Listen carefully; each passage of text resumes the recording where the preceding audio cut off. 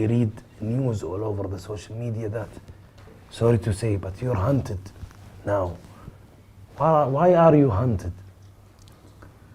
The best answer that I can give is, I think it is mainly because of my popularity. I've been doing Dawah for more than 25 years in India, and my lectures are there on the media, on the social network, on the YouTube, everywhere. And I was expecting that I'm living in a country, India, which is not very comfortable for the Muslims. And I've been doing Dawah, and I thought, and I was sure, that one day there will be trouble. That was the reason that we had taken whatever precautions we could. And recently, 3 years back, there's a new government that came to power. And we have a new Prime Minister, that Narendra Modi. Mm-hmm. And we knew that about 15 years back, when he was the Chief Minister of Gujarat, one of the states in India, there are many NGOs, many organizations have given several reports that he was responsible for killing of more than 2,000 Muslims, making a state organized, killing of Muslims at large scale. So much so that there were cases filed against him in different parts of the world. He was not given entry to USA, to UK, and he was not allowed to enter many countries of the world for several decades. About 3 years back, when there was election, he won the election and became the Prime Minister. Now, when he became the Prime Minister, all these sanctions were removed. So this is democracy. Irrespective who you are, if you are elected, to build relationship, they can put anything down. And he traveled to many countries, including Muslim countries, to build relationship in the first couple of years of his tenure. And it is known that the party that he belongs to is against the Muslims. And we're expecting this to happen. And he was waiting to get some excuse to stop my activities. Last Ramadan, on the 27th of Ramadan last year, yes, that the 1st of July, there was a terrorist attack that took place in Dhaka. Sorry. And 6 terrorists, they killed about 20 foreigners in the neighboring country. And one terrorist happened to be my fan on the Facebook. So there was a small article that came in the Bangladeshi newspaper that one of the terrorists is a fan of Dr. Zakir Naik. And such how many fans do you have on Facebook? On the Facebook, alhamdulillah, now there are about 16.6 million fans, okay. out of which so he is one out of 16.6 million, 4.5 million are from Bangladesh. Okay. So he's one of the 16.6 million who liked me. And this news had come several times before. Most of the Muslims in the world, because of the popularity of Peace TV, which has a viewership of 200 million, when you catch a Muslim, there are high chances you know me. So even the terrorist attack that took place, whether in Glasgow or New York or Australia, when they catch a Muslim, he's been seeing my videos. But never has that been made into an issue. If you ask any Muslim, he has to be a fan of Muhammad Sallallahu Alaihi Wasallam. So will you blame the wrong action that he has done to Muhammad Sallallahu Alaihi Wasallam? No. So here we find that the Indian media blew it out of proportion. Next day, the news article came on the 3rd of July. 4th of July, almost all the newspapers, headlines, almost all the news channels, it was headlines that Dr. Zakir Naik inspired terrorists. And it was as though everything was planned. And day and night, I became sudden viral not only in the world, number one trending, on the Twitter, on the Facebook. And then, alhamdulillah, many Muslim organizations in different parts of India, they protested. In Bangalore, in Hyderabad, in Kerala, in Kashmir, in large numbers. And one thing good, mashallah, that the Muslims who even differed with me, the difference of opinion in views, even they stood up, saying we disagree that Dr. Zakir is not a terrorist. And mashallah, there was big protest, so much so that the Indian government had 4 different teams, NIB, National Investigation Agency, they had the Intelligence Bureau, that the Maharashtra Police, that the Bombay Police, CID, all of them, and NIA alone had 9 teams, each team hanging, so few hundred. And the amount they spent money in doing research, that they saw most of my tapes, everything, no problem, I was happy about it. After 1 month, on 2nd of August, they were forced to say in the parliament that nothing is wrong found with Dr. Zakir Naik. We did not find any evidence in his speeches, nor in his lectures. So most of the protest stopped. And I thought, that this will surely be their plan. So protest stopped, everything became cool. 3 months later, in November, the same government says that the Muslim personal law in India should be abolished. You know, India has a Muslim personal law. Muslims can follow the law in inheritance and marriage, etc. So all the Muslims again stood in larger numbers to protest against it. In this fiasco, 2 weeks after this, they banned my organization suddenly. And they banned it for 5 years. Claiming that, you know, they are promoting terrorism. And they started getting lectures, which I've given 10 years back, I've given 15 years back.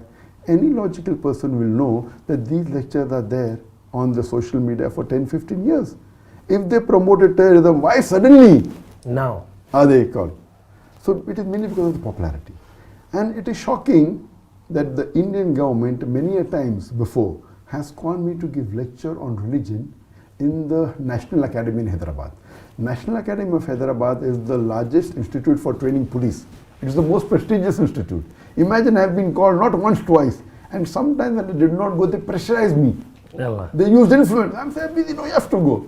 So twice I've addressed them, to IPS officers, to the top ranking police. So do you mean to say they've called a terrorist? Not that they found a lecture which I gave just 6 months back or 1 year back. These lectures were given 10 years, 15 years back. They're taking a clipping out of context and trying to prove to the world that I'm promoting terrorism. And as you may be aware, that the World Economic Forum has said that the second most unjust media in the world is the Indian media. Never ever in the history before has anyone who has been so popular, so well known, his life is open in the media like an open book. You know, we have Peace TV, mashallah, name is Peace, Kana Salam, having an English language, Urdu, Bangla, Chinese. The network has more than 200 million viewers. A person who's there on the social media for more than 15 years. I've been giving talks for more than 25 years. And alhamdulillah, I've been awarded, though I don't think so I deserve it, I've been awarded the most prestigious Islamic award in the world. That is the King Faisal Award for the service of Islam, which is equivalent to the Nobel Prize of Peace. It is the highest award. Alhamdulillah, I've been even given the second highest award, the Dubai Holy Quran Award, 4 years back. Then the Toko Mahalijri Award, that's from Malaysia, from Sharjah, from Gambia, from many countries. I've been the guest of heads of states of many countries, Muslim countries, non-Muslim countries, giving lectures in more than 40 countries. I've been invited. Now, such a person who's so popular, when the Indian government is laying an allegation that I'm involved in terrorism, indirectly they are saying that even Saudi Arabia is promoting terrorism, even Dubai is promoting terrorism, even Malaysia is promoting terrorism, even Sharjah is promoting terrorism, and all the countries. Even the Indian government is, yes, because they're inviting you. Yes, so it is so illogical, and they are taking up clips which are not new. Okay, can be possible hypothetically that I was very good and suddenly last 6 months I've been bad. Can be. Logically, they are picking up lectures of mine which I've given 10 years back, which I've given 15 years back, which I've given 5 years back. And that means the previous government, yes, they are saying yes, the previous government promoted Zakir, now we are we are correct. So it is illogical, absolutely illogical. As you know, that many governments today, as they're talking about politics, many governments today, they win the election by being against Islam. And we have examples, what they're having in US. The more they speak, they get a better vote bank. That's what's happening in India. They openly speak. And if you compare, recently, just a few months back, the election took place of a state called as UP Uttar Pradesh, which is the biggest state in India. And do you know, the person who stood for election, one of the priest who was a Hindu priest, he told in his election campaign and in his lecture openly that the graves of the Muslim women should be dug and they should be raped. Even after saying this, he won the election. And he belonged to the same party as the Prime Minister of India. And the irony is, not that he only won, they made him the Chief Minister of that state. Yes, that means if you abuse the Muslims, imagine if you compare to any of the allegations they are laying, compared to what he said in public, that you dig the graves of the Muslim women and rape them. Nothing is happening. Is this democracy? What is exactly happening in a few days ago? Why is it now more critical than ever? Yes, previously it was more localized and the Muslim Indians supported me, alhamdulillah. When they called me for interrogation on 31st of January, I did not receive any official letter from them. What I was hearing from the media. When I heard from the media, my lawyer gave them my email. And when I got the email, I replied on the email. I'm willing to come on video conferencing. I'm willing to do a Skype interview. What you want, I'm ready to cooperate. What do you want? They are laying allegation that I'm doing money laundering. I said, where money laundering? We have been submitting our records. So what record we submitted 10 years back? They are saying that's not correct. Now, why are you saying now? When they called me for interrogation, I said that, okay, you want to interview me? I'm ready to cooperate. We can have a video conferencing. We can speak on the Skype. We can speak on whatever you want, I will cooperate. Give you all the answers. They said, no, we want you physically. Now, physically, we know the history of India. Yeah, of course. We know the history of the Indian police. Out of those people, Muslims arrested for terrorism, 98% are let free. But after 10 years, after 15 years, their lives are ruined. Recently, a few months back, a Muslim by the name of Abdul Wahid, he was arrested on charges of terrorism, then was let free after 8 years, then writes a book. What was done with him? How he was tortured. The first grade of torture, second grade, third grade, fourth grade. He says how they do mental torture first, then how they take out clothes, how they put current on the private parts. Yeah. All this he mentioned in black and white. How do they do physical torture, third grade? And the fourth grade is they even molest the lady family members, the mothers of the victim, the sisters of the victim, until they give it, until they sign forged documents.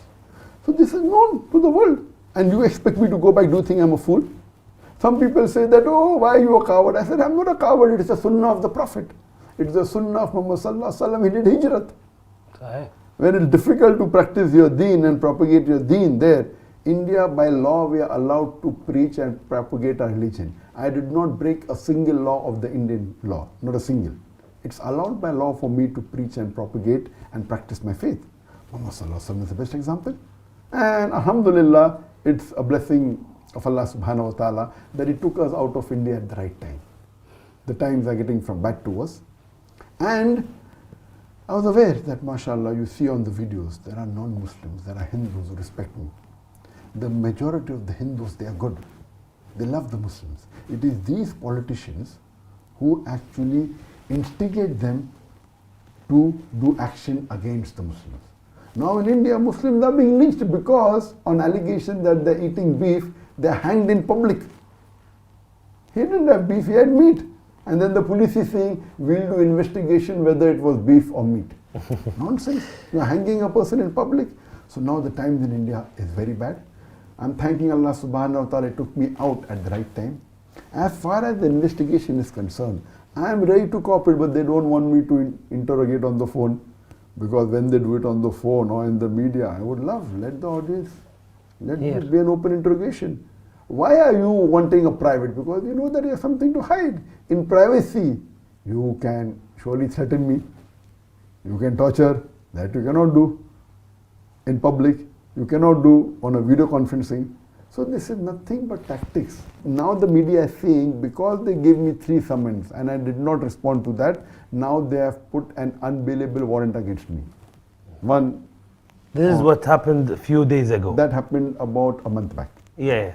Few days back, what happened, 10 days back, that warrant they took and now they are telling to the Indian government that request to the Interpol that Dr. Zakir Naik should be put on the red corner notice.